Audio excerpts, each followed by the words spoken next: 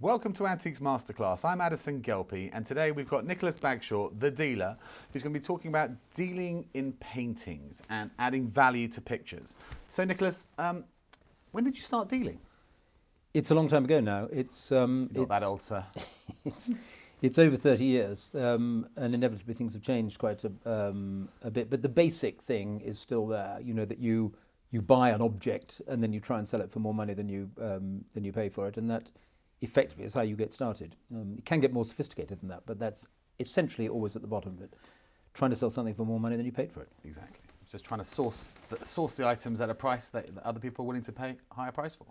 Yes, I think that's a fair comment, and there isn't a right price for anything, as you can imagine. In some areas of the world, there'll be people valuing the same object more highly than the world in another. Of course. And one of your jobs as a dealer, I suppose, is to try and source the item in one area where it's not so valued, and then move it to the other where it is. That's one way of dealing. It's a global Yeah, thing, yeah. isn't it? I think when you start, the essence is you need to get some basic understanding of what you're dealing with. First of all, you have to try and understand the objects, and I think there's a case really for doing a course, for getting a bit of learning under your belt before you get going. Because if you walk out into the marketplace when you're 19, not quite knowing what's what, you're bound to pick up something that's not so clever. And so the more you know in advance, the better. But inevitably, that only goes so far. Once you've done your bit of academic training or working with somebody else or whatever it is, that eventually you're on your own and you need to give it a go. But I think if you have a basic academic understanding to start with, that's no bad thing. Well, I've been in the auction game for about 10 years now, and after 10 years, I know a little bit about a lot. And the problem is I don't specialise in one particular area, whereas my advice when anybody asks me if they want to deal is to specialise in something that interests you, that gives you passion, and then you progress that in a little niche area, and then you can expand it from there, really. Yes, I think the auctioneer is a different sort of animal altogether from the dealer. Auctioneers are rather enviable creatures in a way because they have this wide spread of knowledge, but because you're shifting through the stuff so quickly, you can't really get to grips, you can't afford to get to grips with each individual item in such depth. And that's the basic relationship between the two of us, isn't it? You bring the thing for sale, and we might be spotting something there that actually, with a bit more research, with a bit more effort, can have value added to it, where it could then be sold at a higher price. That's a simplistic way of looking at it, but essentially that's the difference between the two types of dealing. I guess over time, you build up clients. So when you're out looking for items, you know what particular clients want. And when you see those items, you can bear them in mind. So you literally can buy things knowing that quite possibly one of your clients is looking for that particular piece. Yes, I think that's hard to get going with to begin with, because obviously when you start, you haven't got a client. But yes, slowly as you go forward and you get known for various things, people will come to you and say, I don't particularly like this or this, but actually if you ever get a that, let me know. And you write this down on a piece of paper and suddenly you have a client on a list, and you've got somewhere to go. I think it takes time, and for an auctioneer to understand how long that takes a dealer to do. In an auction house, you put up a sale, there's a bit of advertising, and people arrive to your premises. As a dealer, you've got to set out your stall as widely as you can, but often as not, it's a very, very slow process to attract people to see an individual. There's only one of you, you've only got 10 items, your little market stall, whatever it might be, and so it's a slow process. But that is indeed client development, even in its very modest stage. That's exactly one of the big differences between us. But there's been some massive changes. I mean, I've only been in the game for about 10 years. My parents dealt in Himalayan, Tibetan, Tonkas and art, so I had the antiques upbringing. Parents are hippies, met in Kathmandu, and then followed the 16th Karmapa and got involved in Tibetan bronzes and stuff. So I had a really nice, interesting background. So that's when I set up Criterion in Wandsworth about 10 years ago, and just to go back to my roots. But I've seen a lot of change in 10 years on Victorian Regency furniture, for instance, which has just been devalued all this time. And over the last 30 years, you must have seen so many more changes in the industry.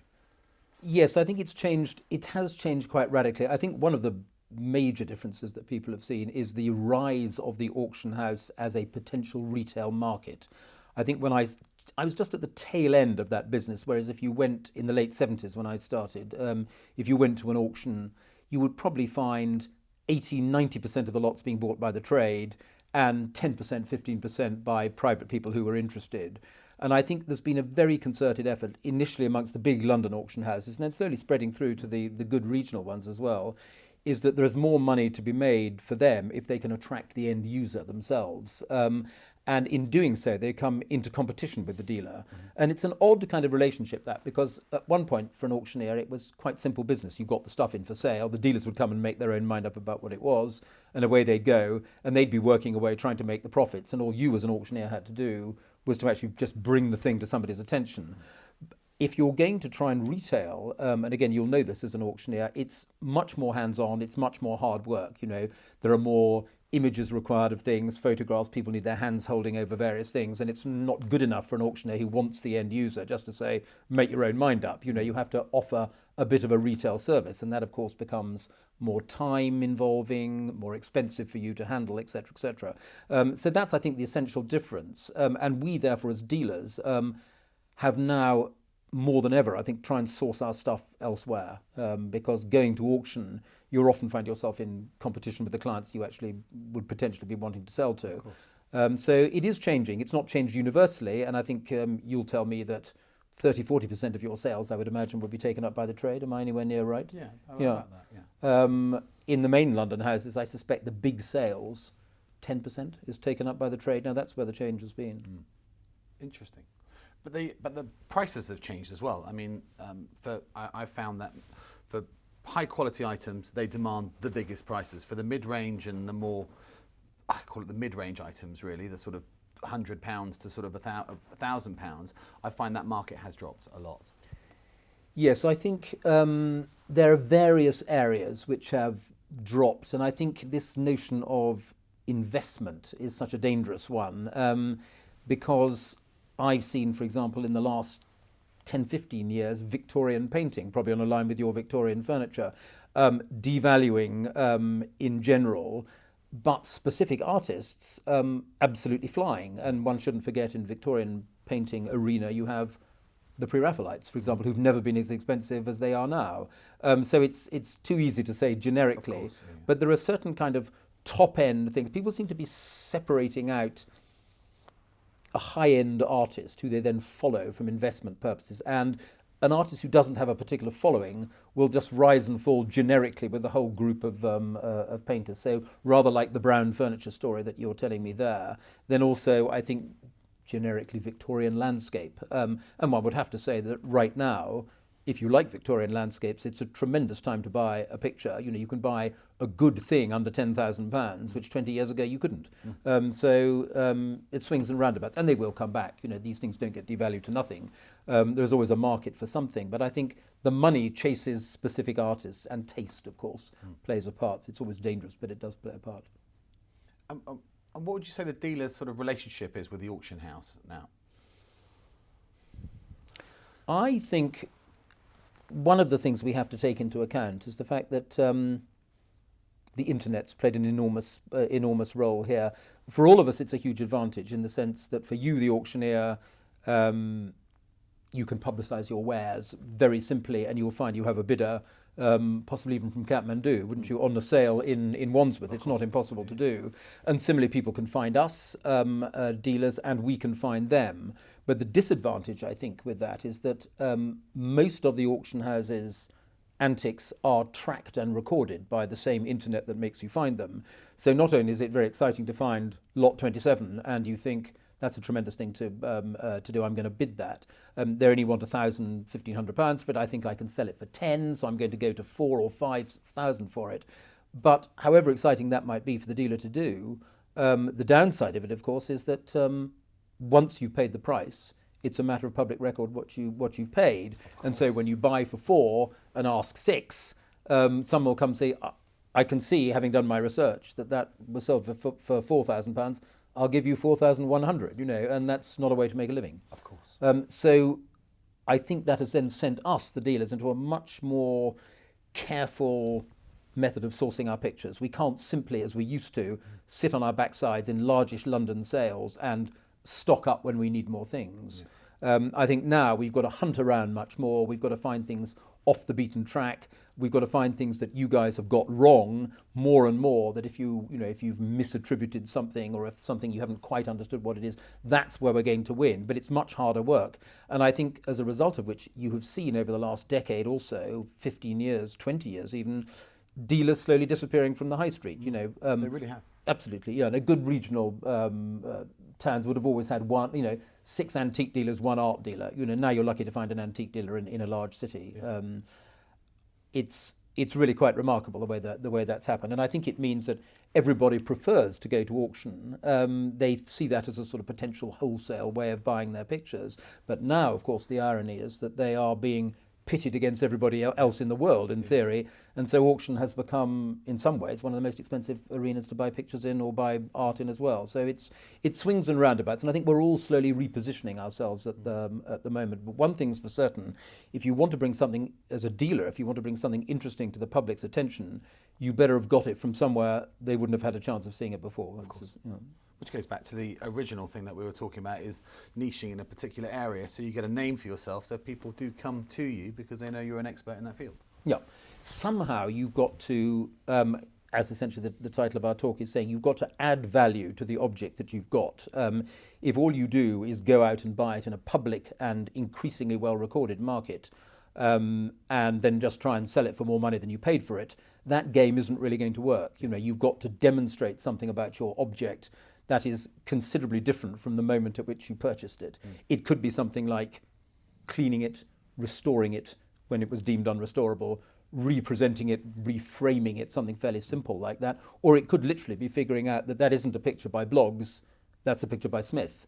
And therefore Smith makes more than Bloggs, and therefore I bought this for 2,000, but actually I can sell it for 5,000 because of the raised value of or if it's been Smith.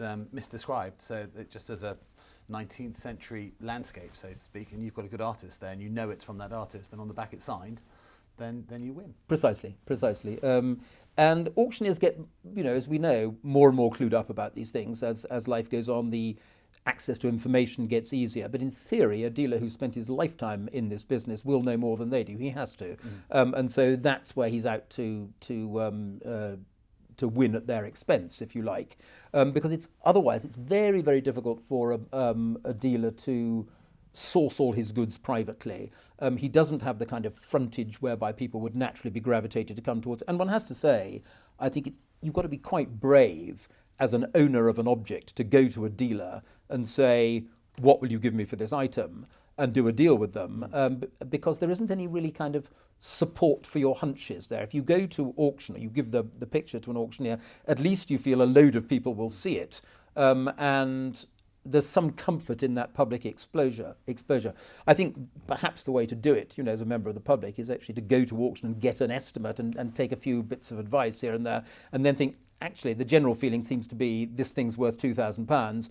I'm in a hurry for money. If I can go to a dealer and ask them £2,000 and they'll give it to me, I'll be quite safe. But a dealer basically is saying to the world, we want to sell your object for more money than we're going to pay for it. And that's a slightly uncomfortable relationship for the private seller. So they need to get a clear idea in their heads as to what they want. What I tend to do when people come to me in that scenario and they say, what do you think this is worth? I say, well, look, let's take a few soundings of this. Let's, why don't you take it to so-and-so, take it to this auctioneer, take it to this dealer, come back with your idea of a price. And if it ties in with mine, then let's do a deal. But it's putting them really on the spot by saying, that's worth £5,000. Here's the money. That's a difficult thing. I mean, you've got a few images actually that you're going to show us, just on little ideas on what people should buy, could buy, and what's good and what's bad. So should we have a let's have a look at those and try and demonstrate that point. Right, here's a curious looking thing. There's a man on a horse. Scottish man on a horse. horse. A Scottish man on a horse. I felt when I looked at this picture, when I bought it, that's an image I recognised from somewhere. And the more I thought about it, the more I thought that's something quite well known, Scottish, early 19th century. It was signed by a good equestrian artist, Abraham Cooper, who's perfectly decent. There aren't what you might call tremendous prices for him. He's just a good, solid professional artist. And it slowly dawned on me. I was looking at Tam O'Shanter, that rather curious slightly drunken hero of the Robert Burns poem of the same name. And I thought this is bound to be a copy of a well-known image of Tam O'Shanter. But even so, it's a nice looking thing. But the more I researched this picture, the more I actually realised I was looking at the original image that illustrated the poem. Oh, wow. And the way I figured this out is that I finally found a print of the object here. It's not a great image, but you can see this is an engraving, and in the titling in the bottom, which you can't see on the image here, it said Tam O'Shanter, painted by Abraham Cooper. And then I went to my exhibition lists, and where they have actually, I think it was the British Institution, where this particular painting had been exhibited with a size. And the size was unfortunately too big, so I thought, oh well, I've got a reduced replica. And then I realised when they gave the sizes in those days, they gave the framed size, the outside size, and it coincided exactly with this. So I suddenly realised I had the first major image produced of this. And as such, it becomes interesting for a collector. It was sold in the end to what I can only describe as a Burns nut, and they do exist.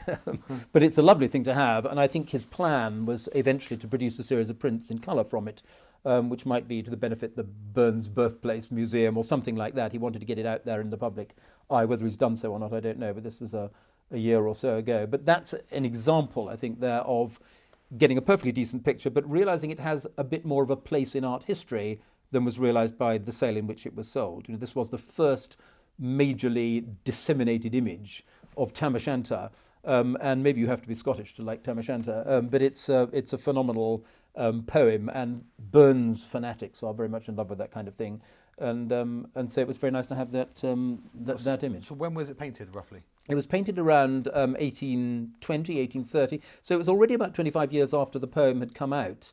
It's this rather strange tale where Tam O'Shanter, coming back from a drunken session with his mates, drifts past a ruined chapel, and he hears witches dancing, and you're supposed to run like hell when you hear that, but he is rather taken by this. In fact, he pokes his nose through the window, watches the goings on. He's so taken by the dancing antics of rather a good-looking girl wearing not very much, so that when the music stops, instead of stealing away, he bursts out clapping, and they all realise he's watching, and so they start to pursue him. So what you're seeing here, he's running for his life. He's galloping away, and he's being pursued by the witches. And the story goes that just as he crosses the the bridge over the river, witches can't cross water, and so because his old mare Meg is running so tremendously fast, he just escapes.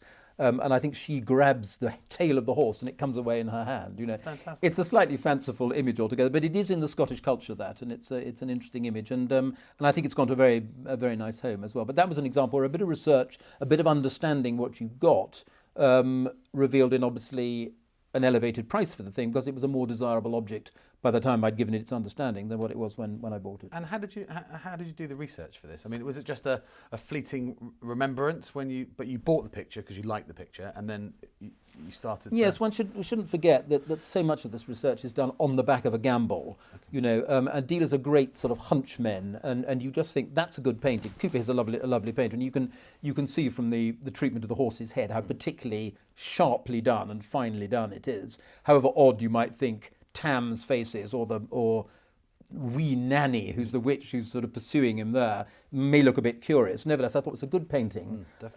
And I looked at images by Cooper. Then I went to the Court Old Library to have a look at the things that he'd done. And eventually I came across an image of the print, and I thought, well, if there's a print after this is kind of interesting. And more research. Eventually I looked it up in the exhibition list, as I was saying, and there was the very picture. Fantastic. And once I got its size, it had still got its original frame, in fact, and that was the nice thing about it. So yes, things like that buzz you up and fire you on to... Yeah, but when you buy the thing to start with, you're always... You know, you're thinking your money's in the thing. What's it going to turn out? Is it going to be another copy? I thought even as a copy it would be a saleable picture because somebody wants a picture of Tam O'Shanter. Or I thought it was going to be a reduced version of a huge picture that was in some Scottish gallery.